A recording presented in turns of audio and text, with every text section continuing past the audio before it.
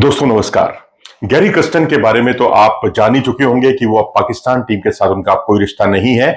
उनके कोच बनाए गए थे वो। और इसके अलावा जेसन गिलेस्पी जो है टेस्ट के कोच बनाए गए थे, लेकिन अब उन्हें व्हाइट बॉल क्रिकेट की जिम्मेदारी सौंपी गई है।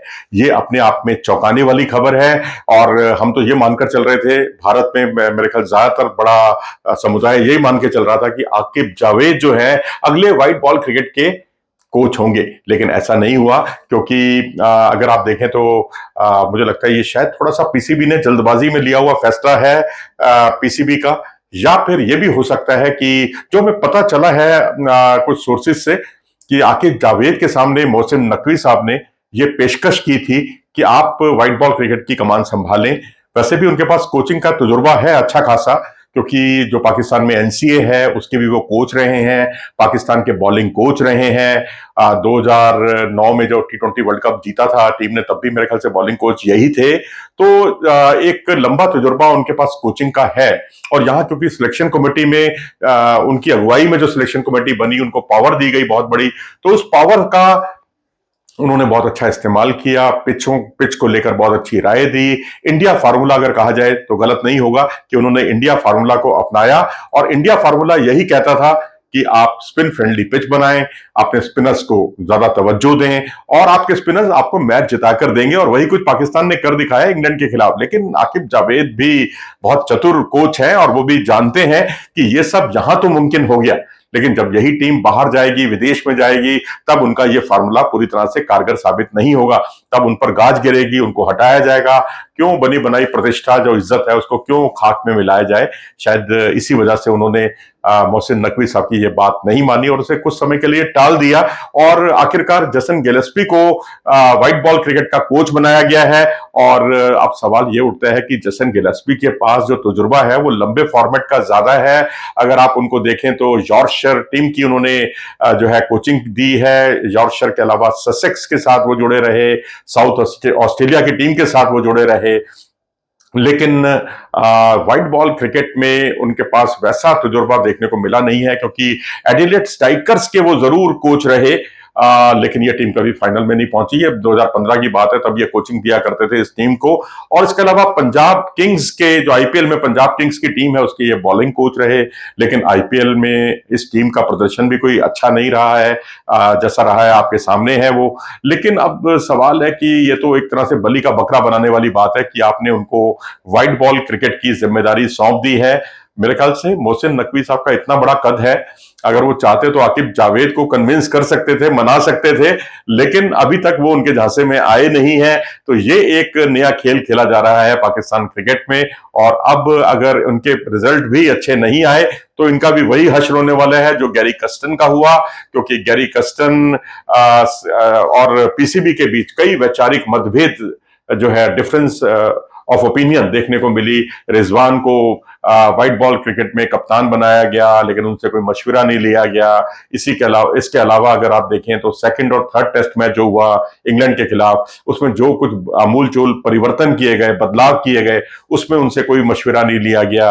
एक तरह से सिलेक्शन कमेटी को पूरी पावर दे दी गई। इससे वो बहुत ही सख्त नाराज थे। हालांकि उनकी तरफ से कुछ ऐसा बयान तो सामने नहीं आया, लेकिन मिकी आर्थर साहब का भी एक साल पहले ऐसे ही कुछ हश्र हुआ था और उनका बयान जरूर इस बार मामले में सामने आया। उनका यही कहना है कि आपने, जब तक आप कोच को पावर नहीं देंगे, कोच को वोटिंग राइट नहीं होगा, उसकी पसंद की टीम नहीं चुनी जाएगी, तब तक वो रिजल्ट कैसे दे सकता है।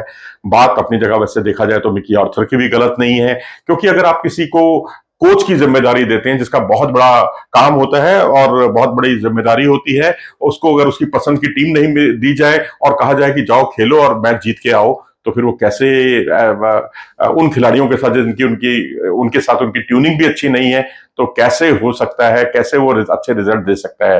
एक तरह से पीसीबी ने, मैं समझता हूं, उनके चयन को लेकर एक उबला चाटने की कोशिश की है। और डोमेस्टिक क्रिकेट वाली बात मुझे समझ में आती है कि भाई गैरी कर्स्टन को और दोनों कोचों को ये हिदायत जरूर दी गई थी पीसीबी की तरफ से कि आप, जैसे गैरी कर्स्टन साहब किया करते थे, एक सीरीज होती थी उसके बाद वो अपने घर चले जाते थे उनको कहा गया कि यहाँ डोमेस्टिक क्रिकेट होता है, कायदे आजम ट्रॉफी होती है, चैंपियंस कप होता है, तो उसको आप देखिए, टैलेंट्स की तलाश कीजिए, देखिए। लेकिन वैसे टैलेंट सर्च की एक अलग टीम होनी चाहिए, मेरा मेरा मानना है। क्योंकि एक कोच को लगातार आप 3 साल 2 साल या जितना भी करार है, तब तक आप उसको अपने छुट्टी ना दें, या छुट्टी दें तो बहुत लिमिटेड छुट्टी दें, तो उससे कोच के परफॉर्मेंस पर भी असर पड़ता है और कोच भी बहुत कंफर्टेबल फील नहीं करता। अब राहुल द्रविड़ को देखिए, भारतीय क्रिकेट टीम के जिन दिनों वो कोच थे, वो अक्सर छुट्टी मांगते थे, छुट्टी लेते थे, सीरीज से छुट्टी लेते थे, और उसके उनके जगह पर कई बार वीवीएस लक्ष्मण को भेजा जाता था कोचिंग के लिए। तो एक कोच जो है इतना पक जाता है, इतना परेशान हो जाता है कि जब कोई सीरीज ना चल रही हो और उसको डोमेस्टिक क्रिकेट में टैलेंट सर्च करने की जिम्मेदारी भी सौंप दी जाए, तो फिर उसके वैसे रिजल्ट्स आ नहीं पाते, क्योंकि फिर वो बिना मन से काम करेगा। और वैसे देखा जाए तो गैरी कस्टन भी आए थे इस टीम के साथ जब वो चैंपियंस कप चल रहा था, और उसके बाद के हिस्से में आए, कुछ समय के लिए आए, और उनको ये बड़ी जिम्मेदारी दी गई। तो एक वैचारिक मतभेद देखने को मिल रहा था पीसीबी और गैरी कस्टन के साथ। लेकिन जिस तरह से गैरी कस्टन ने इंडियन टीम के साथ अच्छे रिजल्ट्स दिए, भारतीय टीम में जैसा उन्होंने चाहा, बीसीसीआई ने भी उनको सहयोग किया, भारतीय खिलाड़ियों ने उनको पूरा सहयोग दिया, तो मुझे लगता है कि वो सहयोग शायद गैरी कस्टन को पाकिस्तान की तरफ से देखने को नहीं मिला, और एक अच्छे कोच का पलायन हो गया, उनको जाना पड़ा। और एक ऐसे कोच को व्हाइट बॉल क्रिकेट की जिम्मेदारी सौंपी गई है जिसके पास व्हाइट बॉल क्रिकेट में कोचिंग का बहुत ज्यादा तजुर्बा नहीं है, अगर है भी तो वहां उसने उतने अच्छे रिजल्ट दिए नहीं है। तो मेरे ख्याल से तो आकिब जावेद को कन्विंस किया जाता, जोर दिया जाता मोहसिन नकवी साहब के द्वारा, तो मेरे ख्याल से उसके बेहतर रिजल्ट होते। और यही आप देखिए, गैरी कस्टन ने जब वहाब रियाज की शिकायत की थी तो उनको तुरंत हटा दिया गया था। तब उन्होंने सोचा भी नहीं होगा कि अगली गाज जो है उन्हीं पर गिरने वाली है। तो वो कुछ पाकिस्तान क्रिकेट में देखने को मिला है। और अब मैं समझता हूं कि एनसीए का तजुर्बा हो, चाहे वो पाकिस्तान टीम के बॉलिंग कोच का तजुर्बा हो, वो सब पाकिस्तान टीम के बहुत काम आता।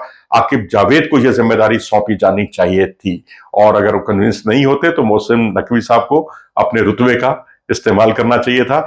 क्योंकि वो अगर बाहर जाएंगे तो वो जानते हैं कि वो एक्सपोज हो जाएंगे, आकिब जावेद। क्योंकि यहां तो चल गई कि पिच उन्होंने अपने पसंद की पिच मांगी, वो मिल गई उनको। उन्होंने कहा कि स्पिनर्स को लाइए, स्पिनर्स जबकि बिल्कुल गायब हो रहे थे पाकिस्तान क्रिकेट से, या जो थे भी उन पर भरोसा नहीं किया जा रहा था। इन्होंने उन पर भरोसा किया और रिजल्ट्स आए। अल्टीमेटली पाकिस्तान क्रिकेट में जीत उसी की होती है जो अच्छे रिजल्ट्स देता है। तो अब मैं समझता हूं कि ये एक टेम्परेरी अरेंजमेंट है ऑस्ट्रेलिया दौरे के लिए, जो कोच का चयन किया गया है, कोच को चुना गया है, और यहां पर गिलेस्पी को जो चुना गया है, ये परिणाम इसके मुझे तो कम से कम बहुत दूरगामी और बहुत अच्छे परिणाम नजर नहीं आ रहे। क्योंकि उनकी जो दूरदर्शिता है वो टेस्ट क्रिकेट में ज्यादा सुटेबल है, व्हाइट बॉल में नहीं। तो बेहतर होगा कि आकिब जावेद को जितनी जल्दी हो सके उनको ये जिम्मेदारी जरूर सौंपी जाए। आप कितना इत्तेफाक रखते हैं मेरी इन सब बातों से? अपनी राय हमें कमेंट सेक्शन में जरूर दें, और चैनल को सब्सक्राइब भी करें। नमस्कार।